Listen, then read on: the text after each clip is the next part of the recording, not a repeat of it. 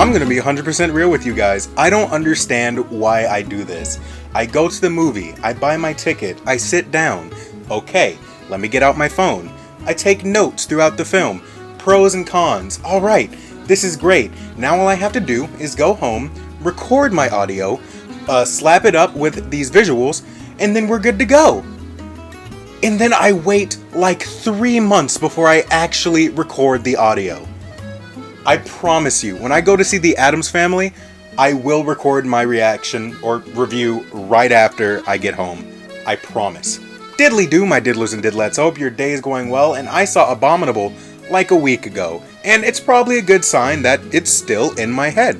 Let's go ahead and get the pros out of the way. This film had very nice stylized visuals. I found myself looking around the screen a bunch, taking in the background, seeing how beautiful they looked, and overall just enjoying the settings that they put me in. Next I have that the voice acting was really good in this film. Not amazing, but really good. Slightly above standard. You could tell they knew what they were doing. I don't actually know who the voice actors are. I should probably start doing that for these reviews. But they're supposed to be quick little things with no research, just personal opinions and a score. But the voice acting, I thought it was very above average. The soundtrack is delightfully pleasant and filled to the brim with string instruments, which I felt really fit in with the story they were trying to tell. The music really accompanied the story, and it was just great. I'm not a music man. All I can say is that the background music was amazing. Whoever composed it, you did a great job. There's a character in this film by the name of Mr. Burnish, and he is unreasonably funny. Technically, everyone in this film is funny, surprisingly, except for the comedic relief. But the one who sticks out the most is a character by the name of Mr. Burnish. I absolutely adored him in this film. Almost every single one of his lines had me laughing audibly in the theater.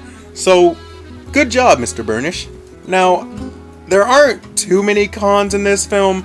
I guess you could say the cons technically started when I said that everyone is funny except the comedic relief. All of his jokes were basketball. That's it. The main character is oddly thick for a child. I don't understand who thought that'd be a good idea with the character design, but hey, if it gets Rule 34 artists to the theater, I guess all power to you?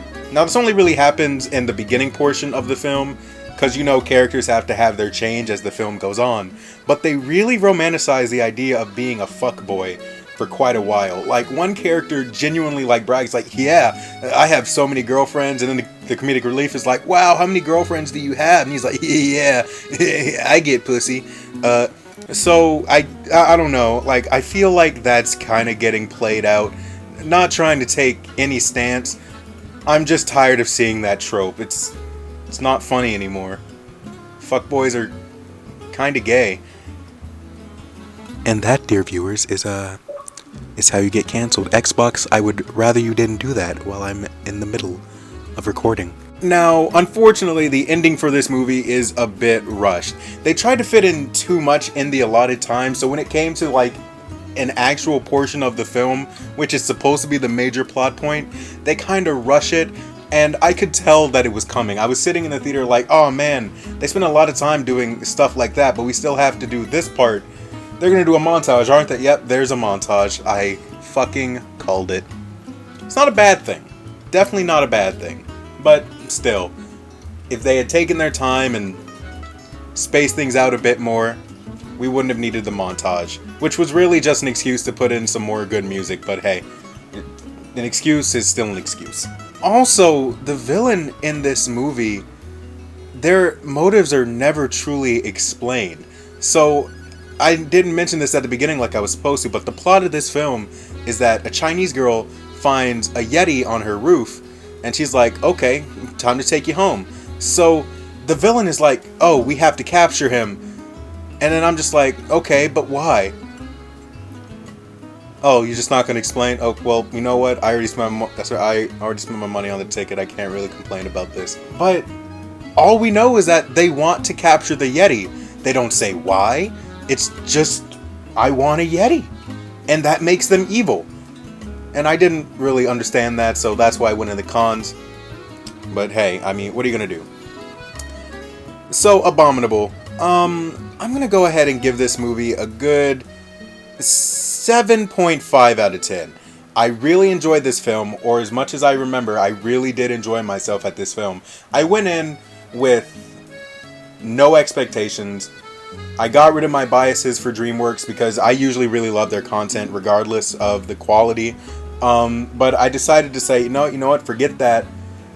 Forget the fact that this is just an obvious ploy for another DreamWorks original series, because they do something in the film that definitely sets up a Netflix series. Like, you can tell that this is going to be some wacky adventures doing what they just did. But yeah, 7.5 out of 10 for this movie. Definitely a good standalone movie. If you forget the fact that this is definitely going to be a series, I'd bump it up to like 8 out of 10. But knowing that it's going to be a series, 7.5 out of 10, I would have enjoyed it more if I knew for a fact this is just going to be a standalone film. We're just trying to build a world, tell a story, and be done with it. So yeah, I definitely recommend going to see it. Like, if there's nothing else you want to see, you definitely won't be disappointed with this film. So, with that being said, leave a comment down below letting me know what you would like to see me review next. Don't forget to subscribe and hit that bell icon to be notified of the next time I upload. Don't forget to join the Discord and check out the merch in the description. And hey, why don't you donate to the Patreon to help How to Tube come out sooner. So with that being said, until next time, diddle out.